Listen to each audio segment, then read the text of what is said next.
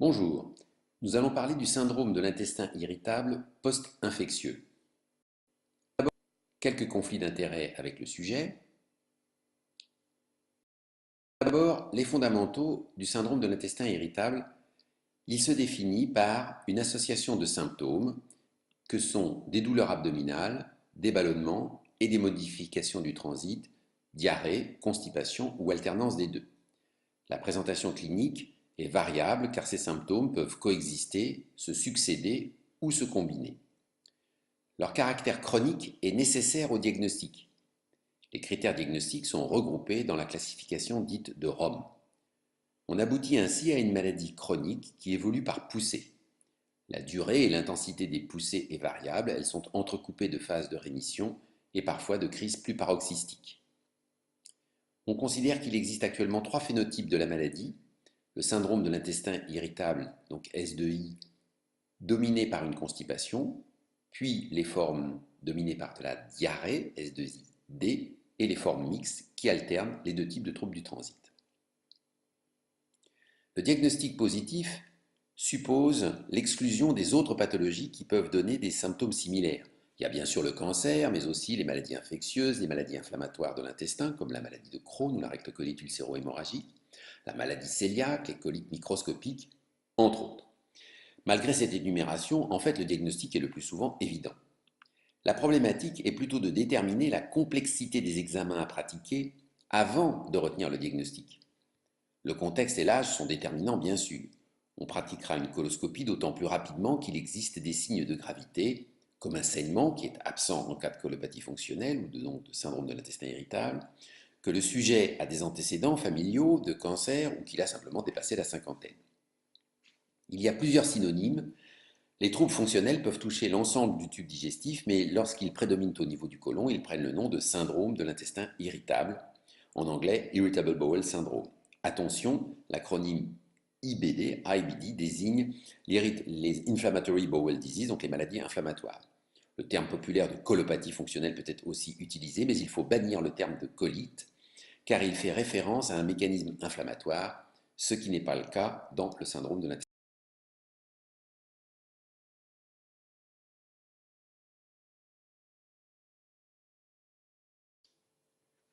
Le syndrome de l'intestin irritable n'est pas la conséquence d'un processus unique. On distingue classiquement des processus centraux et des processus périphériques. Les mécanismes centraux associent une perception anormale, une sensibilité viscérale augmentée et des troubles de l'humeur. Les troubles périphériques font intervenir plusieurs mécanismes. Il y a tout d'abord une micro-inflammation de la muqueuse. On dit micro-inflammation car elle n'est pas visible au plan histologique, ce qui explique que les biopsies de colopathie fonctionnelle, même post-infectieuses, sont normales. Elle n'a pas de retentissement en termes biologiques, elle est mise en évidence lors des études immunohistochimiques. Il coexiste un trouble de la perméabilité, les jonctions intercellulaires sont altérées, permettant alors un contact plus facile entre le milieu intérieur et des antigènes luminaux contenus dans le tube digestif, qu'ils soient d'origine bactérienne ou alimentaire. Il y a bien sûr l'impact également de nutriments dont un certain nombre d'entre eux vont être métabolisés entre autres par le microbiote et aboutir à une production de gaz intestinaux, mais également de métabolites qui peuvent avoir un impact sur la micro-inflammation ou ceux, à l'occasion des troubles de la perméabilité, se retrouver plus facilement dans la circulation générale. Et il y a enfin, dernier point, les modifications du microbiote. Beaucoup de ces mécanismes n'ont pas encore de traduction en clinique humaine, notamment au plan thérapeutique. Mais si on ignore le mécanisme précis du S2I, depuis plusieurs années, on insiste sur le rôle du microbiote intestinal. Rappelons qu'il est formé par l'ensemble des micro-organismes, majoritairement des bactéries.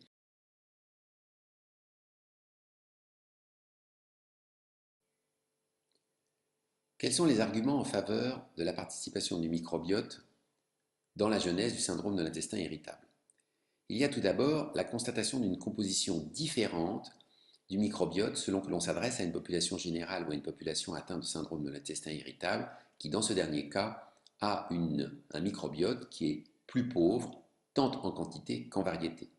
Il y a également l'impact bénéfique lié à la manipulation de ce microbiote par un apport de probiotiques, par un apport de prébiotiques qui vont nourrir ce microbiote, ou par la modification des ingestats, en appauvrissant notamment certaines classes d'aliments qui sont des fructoses, des oligodisaccharides ou polyols, qu'on regroupe sous le nom de FODMAPs, et qui ont un effet en orientant le microbiote et en favorisant la production de gaz ou de substances pro-inflammatoires. Il y a également la possibilité expérimentale, celle-là, de faire des greffes fécales. Il existe de nombreux protocoles qui ont montré un certain bénéfice dans le syndrome de l'intestin irritable. Et enfin, l'existence d'un syndrome de l'intestin irritable après une infection intestinale.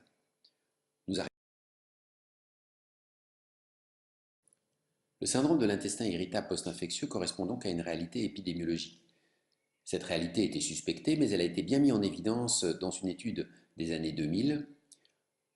À l'époque, une gastroentérite a été observée dans la ville de Walkerton en Ontario, où 2300 patients ont été infectés. Il s'agissait d'une contamination des réservoirs d'eau de la ville par du Campylobacter jejuni et des Escherichia coli. 3 ans plus tard, les patients de cette cohorte ont été suivis et sur 1368 patients qui avaient été infectés et 701 témoins, on s'est aperçu de la persistance d'un syndrome de l'intestin irritable avec un risque relatif de 5 dans le groupe infecté. À une réalité épidémiologique qui a été reprise dans une méta-analyse récente en gastroentérologie, où le risque de développer un syndrome post-infectieux était de 10 à 41,9% selon les études, que cela correspond à finalement sur 9 infections, un sujet sur 9 qui développe un syndrome de l'intestin irritable, surtout dans les 12 premiers mois. Le risque relatif est alors de 4,1.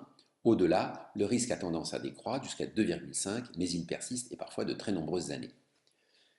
Ce syndrome de l'intestin irritable post-infectieux correspond donc à une réalité clinique et épidémiologique, mais compte tenu de la fréquence du syndrome de l'intestin irritable dans la population générale, il existe un authentique risque d'attribuer à une infection persistante ce qui est en fait une colopathie fonctionnelle. Il n'est donc pas rare en pratique clinique d'être confronté à des patients qui multiplient les analyses de sel, après une infection intestinale avec une recherche acharnée d'une cause infectieuse à leurs symptômes qui relèvent en fait d'une colopathie fonctionnelle. Pourquoi certains patients, après une infection, vont développer un syndrome d'intestin irritable quand d'autres vont en être indemnes? Il n'y a pas de réponse connue à ce jour. Ce que l'on connaît, ce sont les facteurs de risque. Quels sont les facteurs de risque de développer un syndrome de l'intestin irritable après une infection intestinale? Elle dépend tout d'abord du type d'infection. 13,8% des sujets infectés par une bactérie vont développer un syndrome de l'intestin irritable. Ce pourcentage monte à 41,9% en cas d'infection par un parasite ou un protozoaire. L'infection par un virus est responsable également d'un surrisque chiffré avec 4,5, mais principalement dans la première année, car au-delà, si cette fréquence est fréquente, elle diminue et rejoint celle de la population générale. Le sexe féminin est également plus exposé avec un risque relatif de 2,2, et également des paramètres psychiques sont retrouvés comme un terrain anxieux, neurotonique, dépressif ou un profil de somatisation. Par conséquent, un hypochondriaque ayant une vigilance anxieuse a un risque de 1,5 à 4,1 de développer un syndrome de l'intestin irritable post-infectieux. Enfin, dernier critère, la sévérité de l'infection. Le risque est plus élevé en cas d'infection sévère qui dure plus de 7 jours et le risque relatif monte à 11 au-delà de 3 semaines. Si l'infection est sévère avec présence de fièvre ou de saignement ou s'il y a eu un recours à des antibiotiques, ce qui est probablement redondant puisque les antibiotiques sont plutôt donnés au moment d'infection sévère. Quels sont les critères du diagnostic et l'histoire naturelle de ce tableau clinique? Le critère est bien évidemment dans le bon sens, la présence de la mise en évidence d'une infection et que celle-ci, en termes chronologiques, ait précédé l'accentuation ou l'apparition du syndrome de l'intestin irritable. La difficulté diagnostique tient à deux paramètres. Tout d'abord, la fréquence du syndrome de l'intestin irritable dans la population générale qui varie de 7 à 18%, avec des variations géographiques et selon le sexe. Et le deuxième élément, ce sont les études longitudinales qui montrent que plus de 10 ans après l'infection initiale, un surrisque de syndrome de l'intestin irritable existe. Et par conséquent, au-delà de 10 ans, eh bien, le sujet peut avoir oublié l'élément infectieux initial de son trouble. Point important, il n'y a pas de différence entre les cas où l'on dispose d'une analyse qui met en évidence un germe spécifique ou les cas qui sont basés uniquement sur une analyse clinique. Par conséquent, le fait de ne pas disposer d'une analyse positive ne va pas contre le diagnostic de syndrome de l'intestin irritable post-infectieux. Celui-ci peut atteindre des sujets qui, avant, avaient déjà un syndrome de l'intestin irritable qu'ils voient s'aggraver, mais le phénotype qui est le plus fréquemment rencontré est celui des formes diarrhéiques qui peuvent donc persister au-delà d'une dizaine d'années avec, comme toujours, le risque de rechercher une diarrhée persistante d'origine infectieuse, alors qu'il s'agit d'un syndrome de l'intestin irritable.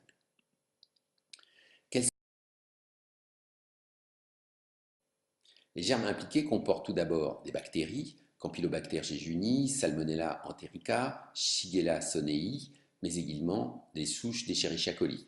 Il y a des virus, principalement des norovirus, et des protozoaires, les giardiases, les amibes sous leur forme histolytica et Cryptosporidium parvum.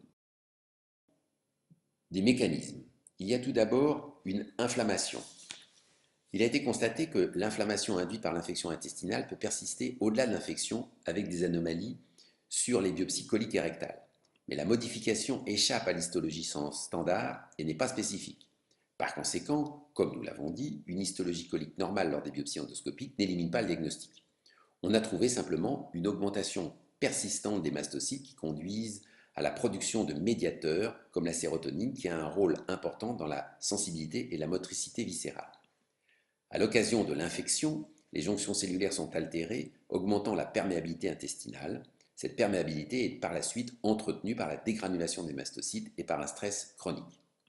Enfin, il existe des variations génétiques qui ne sont pas observées dans le syndrome de l'intestin standard, qui expliqueraient l'incapacité de certains sujets à interrompre la cascade inflammatoire induite par l'infection intestinale. Quel est le rôle et la place de l'infectiologue dans le syndrome de l'intestin irritable post-infectieux? Il s'agit d'une pathologie chronique qui conduit le patient chez son médecin traitant puis son gastro-entérologue. Ils vont alors poser le diagnostic et à ce stade, le rôle de l'infectiologue est mineur. Il est plus souvent sollicité à la phase aiguë au moment de l'infection intestinale inaugurale. Le traitement repose alors sur une combinaison des différents régimes classiques que sont les régimes, l'argile, les probiotiques, les antispasmodiques, les techniques ou les médicaments de relaxation. Aucune étude n'a montré de justification à un traitement spécifique. Mais à la phase chronique à moyen terme, son rôle sera tout d'abord de déterminer s'il existe un lien entre les symptômes, habituellement de la diarrhée, et une pathologie infectieuse récurrente. Il est donc essentiel qu'il connaisse cette pathologie et les critères diagnostiques afin d'éviter la multiplication des analyses inutiles et coûteuses à la recherche acharnée, comme nous en avons parlé, d'une infection persistante alors qu'il s'agit d'un syndrome de l'intestin irritable. Son expertise est également essentielle puisqu'il connaît les germes qui sont sans impact sur le tube digestif, comme Endolimax nana, Candida albicans ou Entomobeba non histolytica, qui aura pu être trouvé dans une analyse de sel au final inadaptée. Sa connaissance également des pathologies infectieuses sera d'un grand secours aux spécialistes prenant en charge ces pathologies afin de confirmer le diagnostic et de recentrer le débat sur la pathologie non infectieuse en rappelant les bonnes pratiques qui sont de limiter l'antibiothérapie, notamment en cas de gastroentérite virale, de rappeler les règles de prévention des diarrhées du voyageur et enfin de faire penser qu'en cas de troubles digestifs, il peut s'agir d'une infection par le virus VIH ou le paludisme.